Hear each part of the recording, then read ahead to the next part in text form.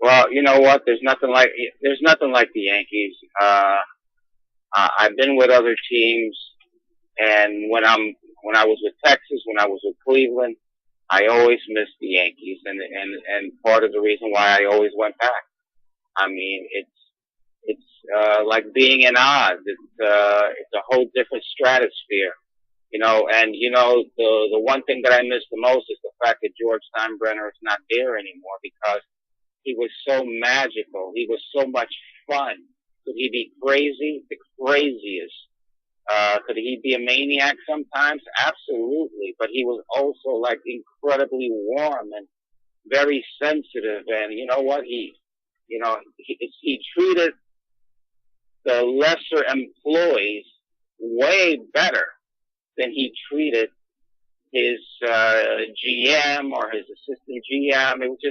It was just weird, He was just a funny guy that way, and it's been an incredible place to work at. And he was bigger than life, of course. And now your book is a positive book, Yankee Miracles, and it's uplifting. It tells some good stories.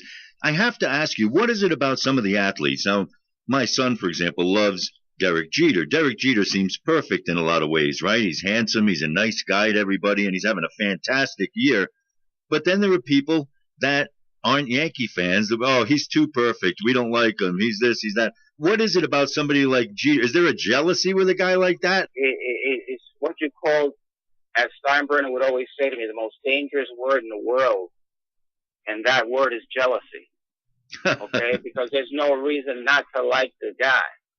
Okay? I mean, he shows up to play every day. He plays hard every day. He does what he has to do. He's philanthropic. Why wouldn't you like this guy? He never has gotten into trouble off the field. Why would you not like this guy? He's almost too perfect. Maybe that's just it. Like I tell you, people get jealous at the most weirdest scenarios. I think you're right, Ray. And a lot of the work that you do does deal with philanthropic people, and you've gotten people to write checks and to help out those less fortunate over the years. I mean, that's what you do. Who's someone who might surprise us with his generosity that we might not think of as such a good guy? Well, you know what? I mean, that's just something that I learned in watching Steinbrenner from day one. He was philanthropic with me. He gave me an opportunity when anybody else would just throw me into the can and said, leave him in there. And you know what? He tried to do that, and for whatever the reason, after he caught me doing the graffiti on the walls of outside Yankee Stadium, for whatever reason, he came back. He said, give me the kid. He took me into the Yankee locker room. I still didn't know what was going on. When he asked for a uniform, I thought they were going to give me a jail jumpsuit. Huh. Okay? And they're giving me a Yankee uniform. And that night, I'm the bat boy for the historic New York Yankees. So, I mean, come on. Just one of the weirdest thing that ever happened in my life. Ray, if we didn't know it was true, I wouldn't believe that story for a minute. I mean, it's just crazy, isn't it? I mean, what did you tell your family that night when you got caught? Well, I didn't have to say anything because he told them all. He said everything he had to say. He told them exactly what went down. My mother was in denial. She didn't want to believe it. Because, the old saying, not my kid. Okay? And, but, at the end of the day, I had a job with the Yankees for the rest of that summer and for the following year. And 2 years later, because of that situation, I'm drafted by the New York Yankees. By the Pittsburgh Pirates in the second round, no less. Fantastic. All right, I got to ask about Alex Rodriguez because he's such a dilemma for people in the clubhouse because I'm going back to comments about him having people get him drinks and things like that. What was it about Alex that rubbed people the wrong way that he's fixed since then? Alex is this era's Reggie Jackson, okay? But Reggie had more of a flair in doing it. And you know what? I will say this. Alex not a bad guy. Alex does a lot of real good things. And you know what? And he makes an effort to get along with his teammates every single day. So, I mean, you can go one by one, and you're not going to find too many guys who are going to have negative things to say about Alex in the clubhouse.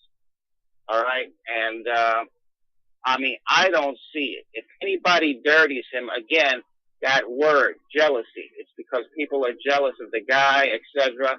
You know, they're jealous of his swagger.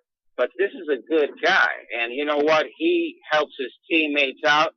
He's been great with Robinson Cano and all the Latin guys in the clubhouse. He always showed them how not to be an idiot, etc. What have you? I can't say anything negative about this guy in the clubhouse. Nah, Alex. For me, he's been terrific. And you know what? I'm a straight shooter, and if someone is a schmuck in that clubhouse, I'm gonna tell you, I don't care. How about one of your favorites? I mean, I grew up in the Greg Nettles, Munson, Catfish Hunter. You know, those were the days that I was into the Yankees the most. Who was one of your favorite players from days gone by for the Yanks? You know what? I mean, pound for pound, from the standpoint of what he represented as a baseball player and as a man, I would have to say Thurman Munson. You know, Wow. I would have to say Thurman Munson. For me, during a 10-year stretch, in my 40 years with the Yankees, I would have to say he was the best Yankee that I ever saw. Wow. Okay, he was clutch. He was a leader. He didn't want that label of captain. When Steinbrenner asked him to put a C on his Yankee shirt, he said, that's not even going to happen. Okay, and that was Thurman Munson. And again, a guy who would put you in your place in a heartbeat, but at the same time, if you needed a pair of shoes, he'd take his shoes off to give them to you. That was who Thurman Munson was. Tell me something about Billy Martin, because no one understands Billy, and obviously George knew how to play that game, and it worked out, and the Yankees did very well with Billy Martin. What kind of a person was he? You ever see the movie A Bronx Tale? Remember the character Sonny, the Chaz Palminteri role? Yeah. That was Billy Martin. Okay, whenever I see that film, that's Billy. Okay, and he was strong that way. Very proud to be Italian. He loved his heritage. Loved to be able to rub elbows with Sinatra. I'll never forget the fact that he introduced me to Sinatra over dinner one time, and it was like one of the greatest experience that I ever had. Not because of the fact that I met Sinatra, but because I knew the magnitude of Sinatra and the fact that Billy thought that I was good enough of a person to be in the company of such royalty. Okay, and Billy didn't care about that. Hey, you're my boy, and I'm gonna go eat with Frankie. You're coming with me. Okay, that was the Billy Martin that I knew. But you know what? If you cross him, you better duck, because he's throwing a right hook and a left jab. If you were going to be buried as a Yankee and you were going to wear someone's jersey, whose jersey out there, what player now makes you feel, I don't know, special about your Yankee years? A player from today? Any era at all. Oh, any era at all. Then you know what? I have, that's tough. But I would have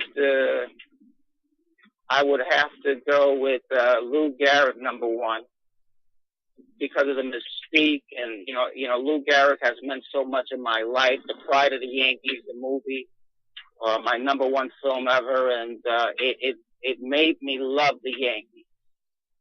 And I would have to say Lou Gehrig. Meeting Mrs. Gehrig and from her mouth, hearing about her husband, and then being around Pete Sheehy, the historic clubhouse man, and having him tell me about Lou Gehrig and the Babe.